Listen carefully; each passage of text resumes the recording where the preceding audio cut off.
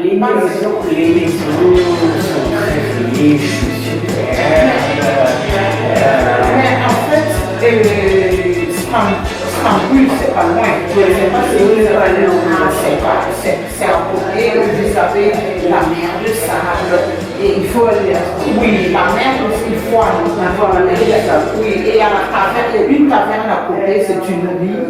Et là, vous allez voir des carrières. Moi, je suis conteuse et vous savez, moi, je suis conteuse et je reprends les histoires insolites de la région. Donc, oui, les histoires insolites de la région. Et à Istanbul, là, à la mer de Sable, vous allez voir qu'il y a c'était des carrières. Et toutes les maisons que vous voyez, la plupart sont en pierre de sable. Sont en pierre de sable. De la pierre de sable. Voilà. Oui, et qui sont issus de ces carrières. Et quand vous voyez les maisons à Istanbul, elles sont les magnifiques. C'est en pierre de sable.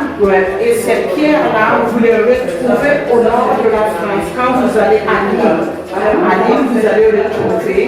Et la plupart des bâtiments communaux de Bédeuil sont construits avec ces pierres. Donc, c'est dit que toutes les maisons qui ont cette union, c'était une richesse dans le temps. Voilà.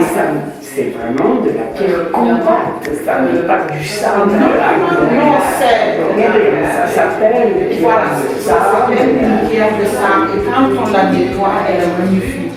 Et il y a plein de... C'est pas des briques. C'est pas des briques, c'est des pierres.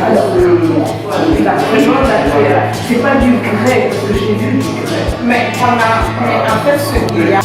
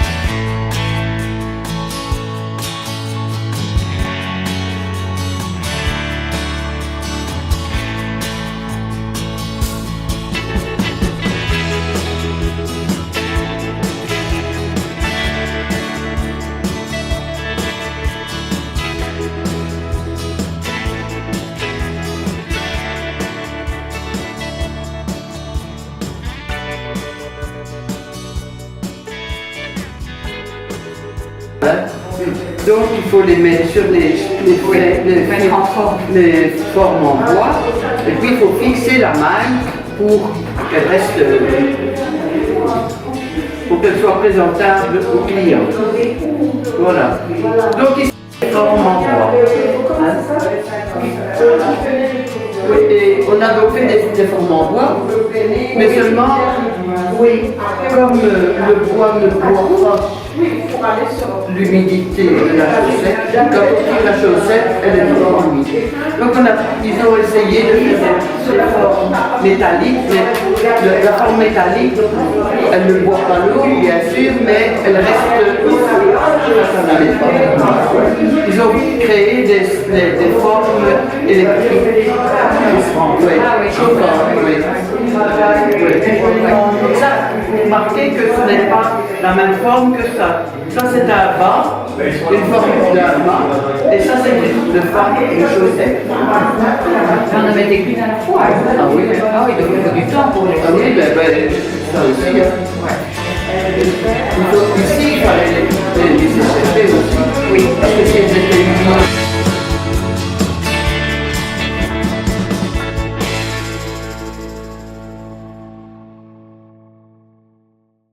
De Montgomery. De Montgomery. Montgomery est arrivé avec un béret sur sa tête. Oui. Et d'ailleurs, quand on voit les photos, il est toujours avec son il béret est sur tout dit la avec tête. ça, c'est vrai.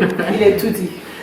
Ben oui, écoute. On a gardé le type de béret. Oui, ça je l'ignorais. Ah oui. Alors, deux sortes de bérets. Donc ici, le béret, il a son cuir, parce qu'il y a un cuir. Il a un cuir à plat à bord.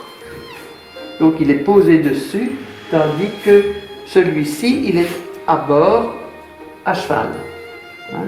Alors, dans le cuir Montgomery, il y a un lacet que l'on peut étendre ou resserrer, suivant. Alors, dans le béret Montgomery, il n'a pas la petite houppette, non, ça s'appelle une cabillotte. En France, année, N-A-Y. Année, ça s'appelle une cabillotte. Voilà. Donc, la première couture à faire, la première opération, c'est de faire la couture.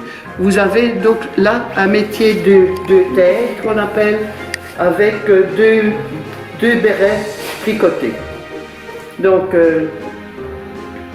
il faut le fermer. On le ferme. Et puis après, on lui mettra sa petite cabillotte. Mais c'est la même laine. Hein?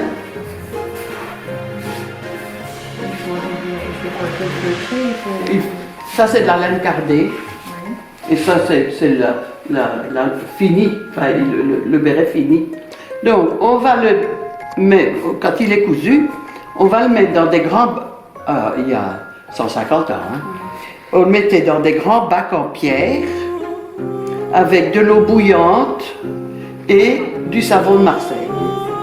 Et on le mettait dedans, et avec les cailloux et l'eau chaude, parce que la laine, elle refuse d'être lavée à l'eau chaude. Hein. Donc, et quand le feutre arrive, on les retire, on les rince, enfin, et on les travaille.